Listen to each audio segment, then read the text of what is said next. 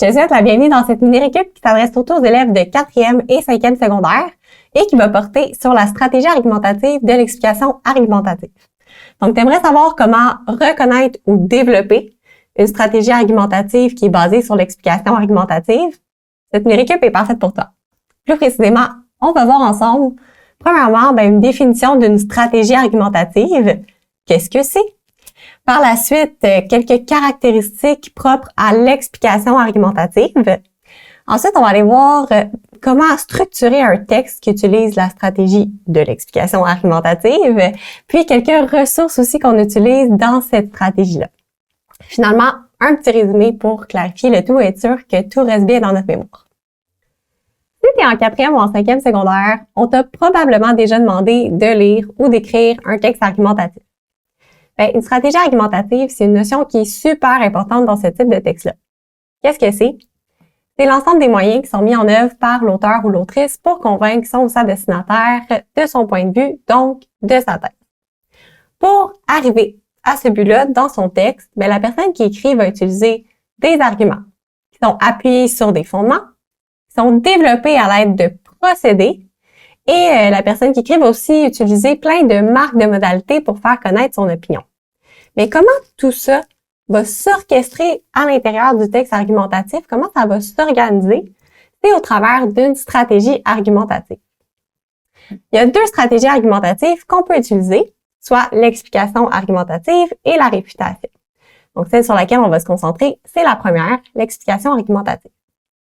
Pour qu'on puisse découvrir ensemble c'est quoi les caractéristiques de l'explication argumentative, je vais faire avec toi une petite mise en situation. Sois bien attentif ou attentive parce qu'on va se servir de cet exemple-là tout au long de la mini-récup. Et c'est vraiment de cette façon-là que tu vas découvrir en quoi consiste la stratégie de l'explication argumentative. Excuse-moi. Allô?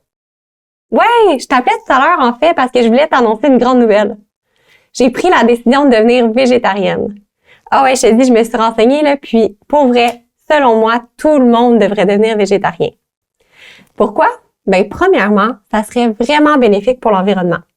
Selon le groupe d'experts intergouvernemental sur l'évolution du climat, ce changement de régime alimentaire permettrait de diminuer énormément la production de gaz à effet de serre.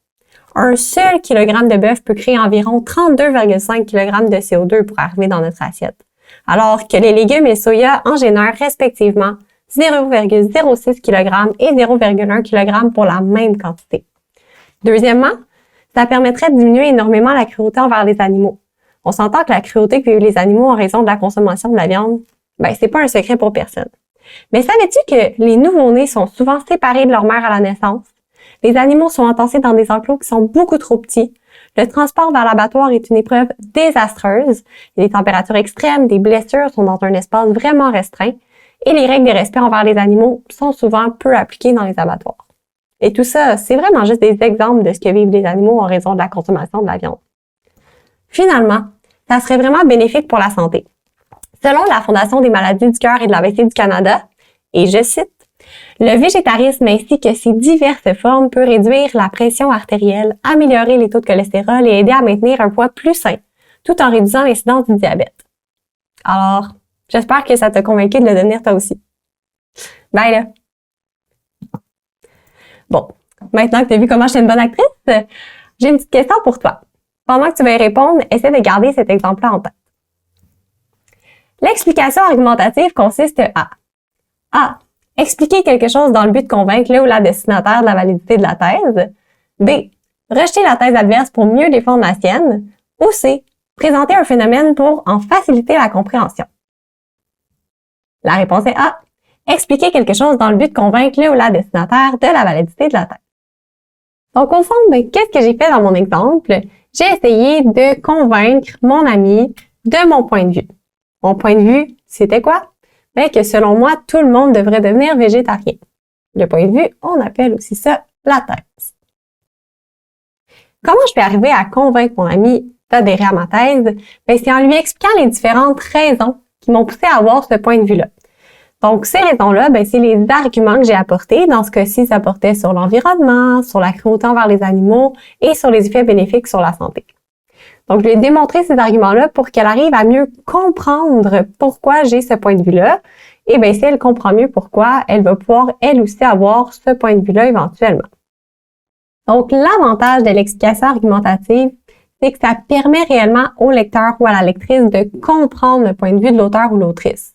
Donc, le lecteur ou la lectrice va arriver à saisir le point de vue, en fait, va saisir la pertinence du point de vue, donc va pouvoir y adhérer plus facilement. On a donc compris que dans la stratégie de l'explication argumentative, on explique quelque chose dans le but de convaincre son ou sa destinataire. Mais comment tout ça va s'organiser au travers d'un texte argumentatif? Je te montre un schéma qui, au fond, résume bien la structure que peut avoir un texte argumentatif qui utilise cette stratégie-là. Donc, d'abord, comme dans n'importe quel texte argumentatif, on va commencer par une introduction dans laquelle souvent la thèse va être énoncée. Ensuite, dans le développement, au fond, qu'est-ce qu'on va faire? C'est qu'on va expliquer toutes les raisons derrière notre point de vue et ces raisons-là, ce sont nos arguments. Donc, les arguments qu'on apporte s'enchaînent au travers de notre texte, un à la suite de l'autre, tous dans le but de prouver notre point de vue, en fait, d'expliquer notre point de vue qui est notre thèse de départ. Dans le schéma qu'on voit ici, il y a 3 arguments, mais on s'entend qu'il peut en avoir moins, il peut y en avoir plus, ça dépend des textes. Dans le même ordre d'idée, les arguments ne sont pas dans un ordre qui est fixe. On pourrait les interchanger, peu importe, parce que ce sont toutes des raisons qui sont indépendantes l'une de l'autre pour prouver notre point de vue de départ. Finalement, on termine avec une conclusion. Donc, dans la conclusion, on commence par faire une synthèse des principaux arguments et on fait un petit rappel de notre thèse de départ. Puis, on termine souvent par une ouverture, là, comme un élargissement du débat, une question, une citation, etc. Je te pose une petite question. Il faut absolument choisir une seule stratégie argumentative et la suivre tout au long du texte argumentatif. Est-ce que c'est vrai ou c'est faux? C'est faux. En effet, c'est pas tout à fait ça parce qu'une stratégie argumentative, ça permet d'orienter notre texte. Donc, généralement, on va choisir une stratégie argumentative dominante. Mais c'est possible, par exemple, dans un texte qui utilise la structure de l'explication argumentative, qu'on retrouve un passage où on va utiliser la stratégie de la réfutation. Et c'est le même principe, on peut aussi utiliser un petit peu d'explication argumentative au travers d'un texte qui utiliserait plutôt la réfutation. Dans mon discours de départ, j'aurais par exemple pu ajouter un passage de réfutation à la fin de mon argument qui portait sur les bienfaits sur la santé. Ça aurait donné quelque chose comme ça. Plusieurs pourraient penser que les végétariens manquent de nutriments essentiels, mais c'est loin d'être vrai. J'admets que si nous n'adaptons pas notre alimentation et que nous ne faisons que retirer la viande, les protéines, minéraux et vitamines qu'elle contient manqueraient à notre alimentation. Mais il existe de nombreux substituts nutritifs à ajouter à notre assiette, comme des légumineuses, des œufs, des noix ou du soya, qui permettent de faire le plein d'énergie sans consommer d'aliments. Donc, c'est un passage de réfutation à l'intérieur de ma stratégie dominante qui reste l'explication argumentative. Passons maintenant aux ressources utilisées dans l'explication argumentative. Donc, dans cette stratégie, on explique quelque chose dans le but de convaincre les destinataires de notre point de vue. Notre point de vue, c'est notre thèse. Et comment on fait pour y arriver? On va lui présenter les raisons qui nous ont amenés à avoir ce point de vue-là. Et les raisons, ce sont les arguments. Ce qui fait en sorte que c'est super important que nos arguments soient bien construits, structurés et convaincants. Et comment on va faire pour y arriver? C'est à l'aide de procédés. Les procédés, ce sont donc les preuves qui nous permettent de soutenir nos arguments. Dans l'explication argumentative, c'est surtout des procédés explicatifs qui sont utilisés. Sais-tu de quoi il s'agit? Parmi les choix suivants, lesquels correspondent à un procédé explicatif pouvant être utilisé dans l'explication argumentative? A. La définition. B. La comparaison. C. L'exemple. Ou D. La reformulation. Eh bien, toutes ces réponses sont bonnes. Donc, les 4 procédés qu'on vient de voir, c'est en fait des exemples de procédés qu'on peut utiliser dans l'explication argumentative. Je vais te présenter ces 4-là et d'autres exemples à l'instant. Premièrement, on peut utiliser la définition. Donc, ça peut être intéressant de définir certains termes ou certains concepts dans le but de mieux les faire comprendre à notre destinataire, toujours dans le but qu'ils finissent par comprendre notre point de vue. Donc, par exemple, lorsqu'on parlait des bienfaits du végétarisme sur l'environnement, on aurait pu ajouter une définition des gaz à effet de serre pour que la personne qui nous écoute ou la personne qui nous lit puisse mieux comprendre l'impact des gaz à effet de serre et qu'ils comprennent mieux justement en quoi le fait de les diminuer, ça peut être bénéfique pour l'environnement. Donc, ça aurait pu ressembler à ça. Les gaz à effet de serre, ce sont les gaz présents dans l'atmosphère dont la capacité à retenir la chaleur crée de l'effet de serre. Leur augmentation est derrière le phénomène du réchauffement planétaire. La comparaison maintenant. Donc, ça peut être intéressant de comparer, en fait, de mettre en relief des éléments qui ont des ressemblances ou des différences. Dans notre texte, on était allé faire une comparaison entre l'émission de CO2 que crée le bœuf avec l'émission de CO2 que créent les légumes et le soya dans le but de démontrer les effets bénéfiques sur l'environnement. C'est aussi possible de faire des exemples concrets de ce qu'on veut démontrer. Par exemple, dans le discours de tout à l'heure, j'avais énoncé des exemples de toutes les atrocités que vivent les animaux en raison du fait qu'on consomme de la viande. Donc, lorsque je parlais du fait qu'ils sont séparés de leur mère à la naissance, qu'ils ont des enclos beaucoup trop petits, etc., c'est des exemples d'éléments liés à la cruauté animale. La reformulation, ça peut être intéressant de reformuler des trucs qu'on a déjà dit dans notre texte, encore une fois, dans le but de mieux faire comprendre les choses à nos lecteurs.